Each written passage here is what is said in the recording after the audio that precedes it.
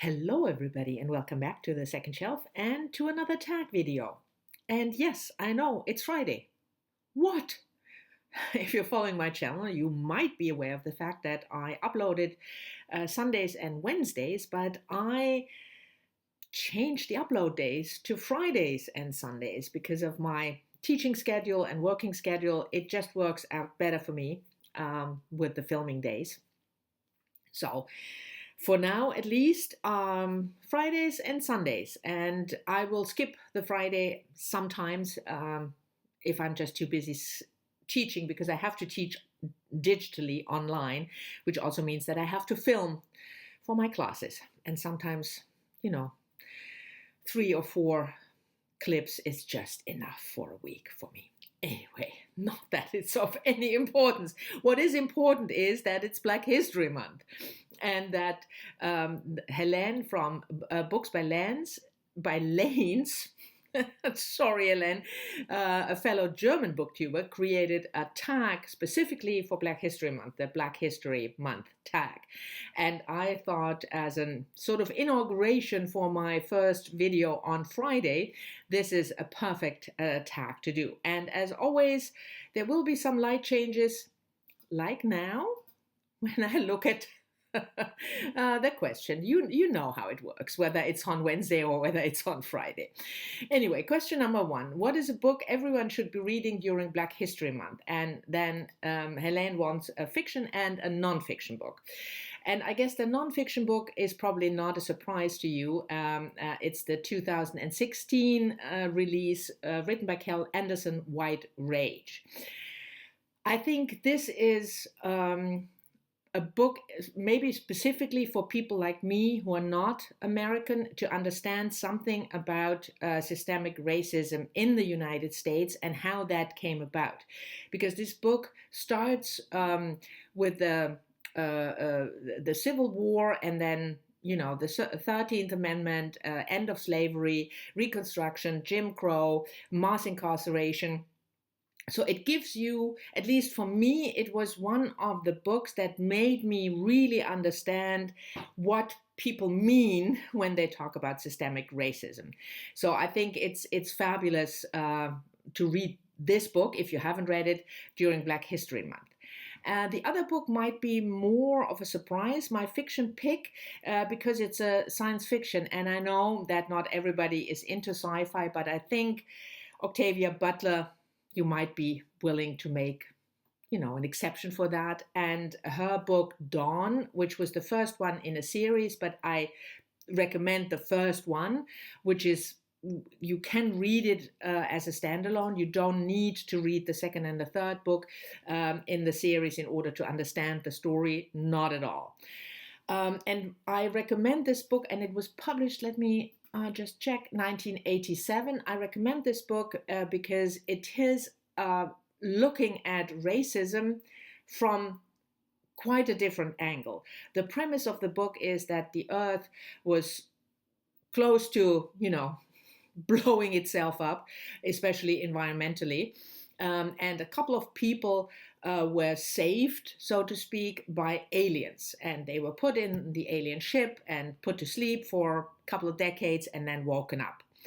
And the story, then the plot ensues from there. How the cooperation, let's say, between these two different races, how that could come about, how communication works. Should you work together with the people who captured you? There's, if you can just read it as a very, very good story, but you can also look beneath the surface and then see that Octavia Butler really tackled issues of race and racism, and hence I think it's a fabulous book to read for Black History Month. Question number 2, which Black booktuber would you recommend watching and why? Well, I have actually 5 that I want to recommend, and all of them for the same reason, even though they are vastly different in their reading taste, in the way they present themselves, in the kind of videos that they make. But what I really like about a booktuber is if I at least feel as a viewer that this booktuber is just being herself, that there is a sort of genuine interest in the videos that the person makes and the books the person talks about. And then it can be somebody who is really funny, or somebody who is very serious and very quiet. So it doesn't matter to me. I'm not looking for all the funny booktubers or all the quiet ones, but I'm looking for booktubers who are really presenting themselves in a very genuine and authentic way. And I picked 5 Black booktubers. That's Dee from Heroine's Corner, Karen from Run Right Reads. You're probably familiar with her because she's one of the bigger booktubers in that list. Kay from Kay the Reader, yes, that's her channel. Nicole from Nicole is Here to Learn, and Shay from Hey, It's Shay.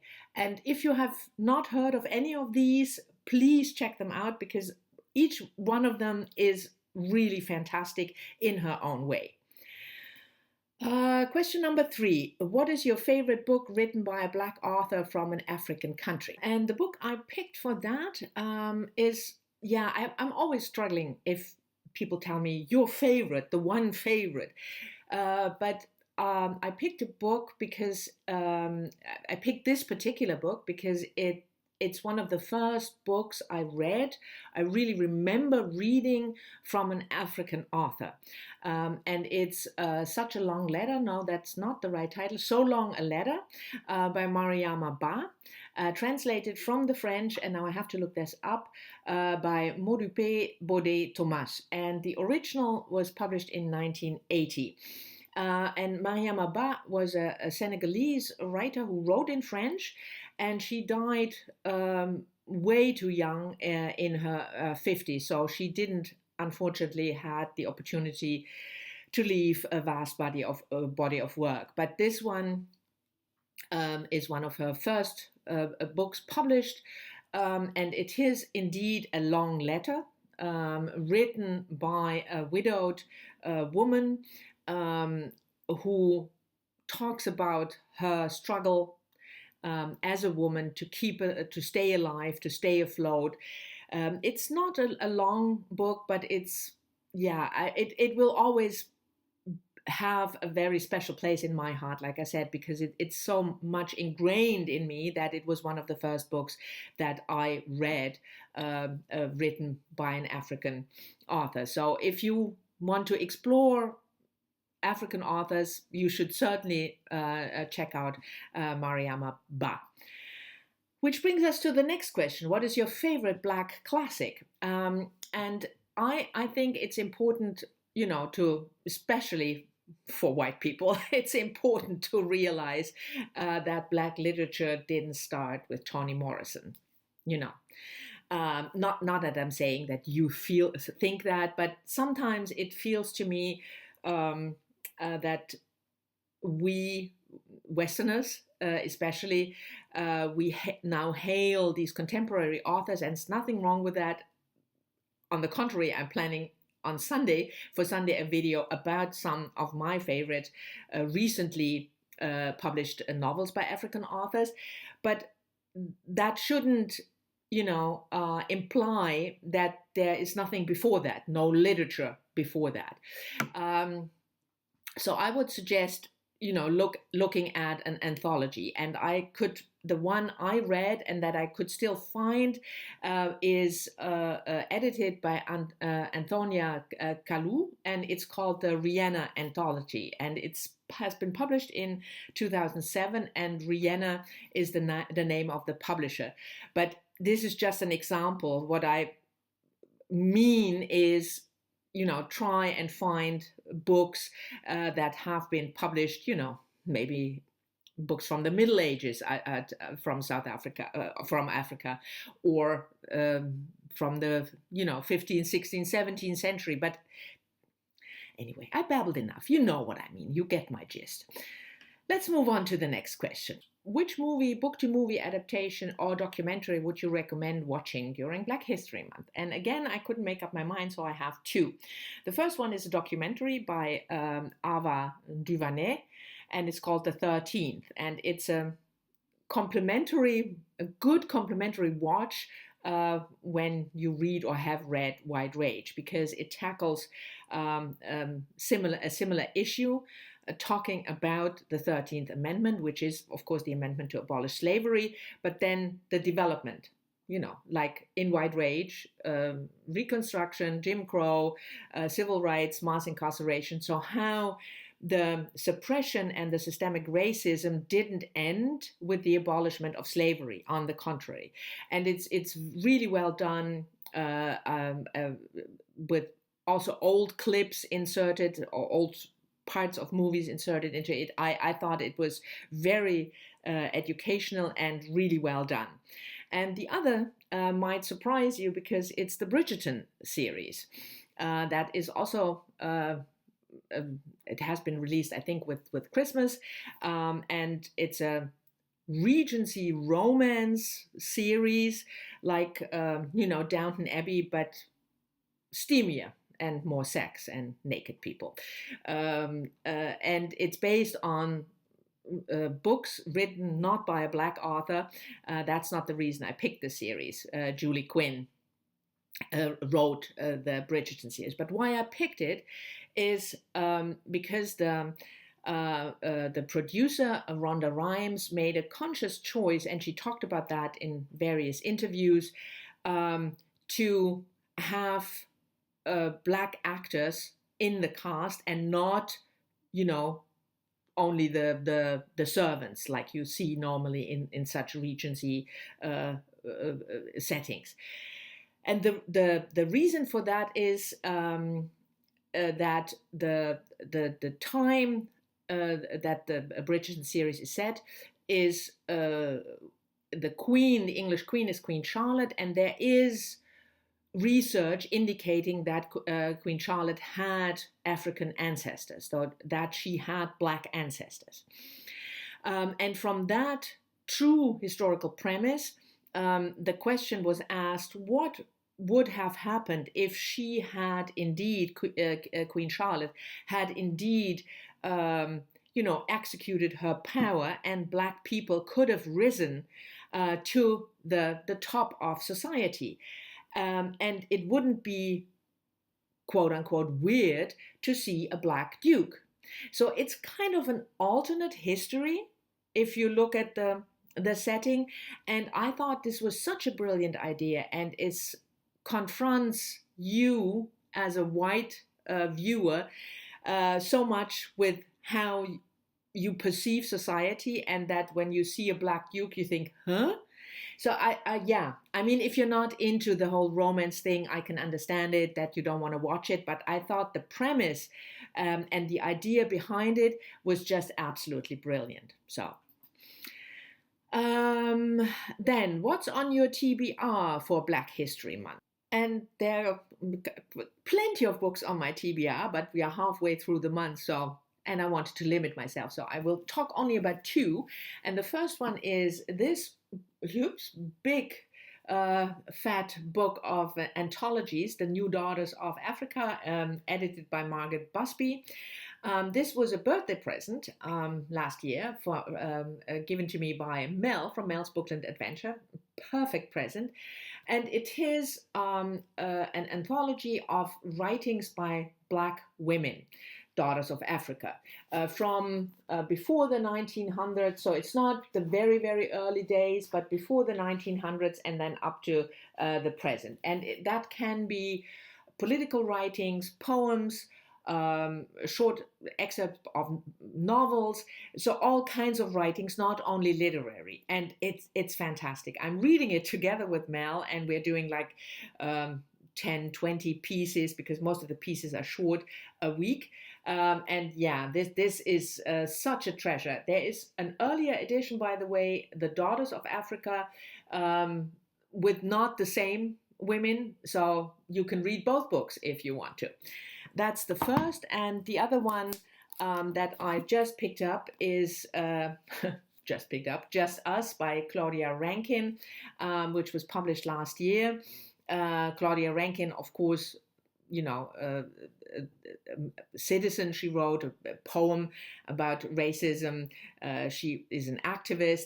And this is a combination of poems, but also short pieces of fiction, short pieces of text and photographs. I just started it last weekend, and then I had to put it down because I had other things that I needed to finish. So I'm really looking forward to picking this up again this weekend. And the last question, number 7, is which new releases by Black writers are you looking forward to most? And again, like your absolute one and only favorite, one book you're looking forward. I can't answer that. There are always so many. That's why I make a video every month to talk to you about new releases. So I was just looking at March, because that's the next month. And there are 2 upcoming new releases by Black authors that I'm very much looking forward to, and I'm sure I will include them in my new releases video. And the first one is by Chanda Prescott Weinstein, The Disordered Cosmos.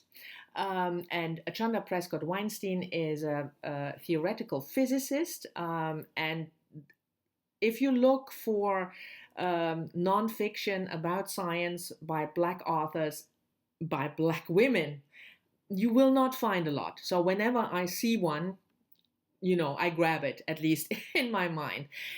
This is about the cosmos. So if you are not interested in science, if you didn't watch Perseverance yesterday, the landing, on Mars, this book might not be for you, but for me as a science nerd, I'm really looking forward to it. And the second one is a historical novel set during Reconstruction by Caitlin Greenidge, Liberty, which will be published at the end of March. Oh, and by the way, the Cosmos book will be published on the 9th of March, so beginning of March.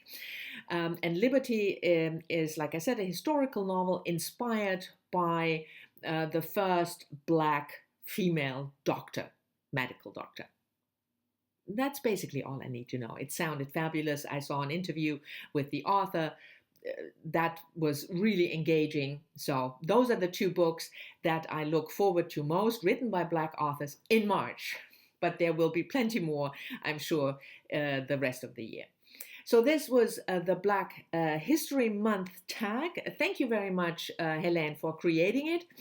I'll do the thing that I'll tag everybody who hasn't done the tag yet, because I think it's a fabulous opportunity if you are doing Black History Month to talk about the books and booktubers during that month. Anyway, this was my take on the tag. Thank you very much for watching. I hope you've enjoyed it. I'm, as always, very much looking forward to your comments, and I'll see you all soon in the next one.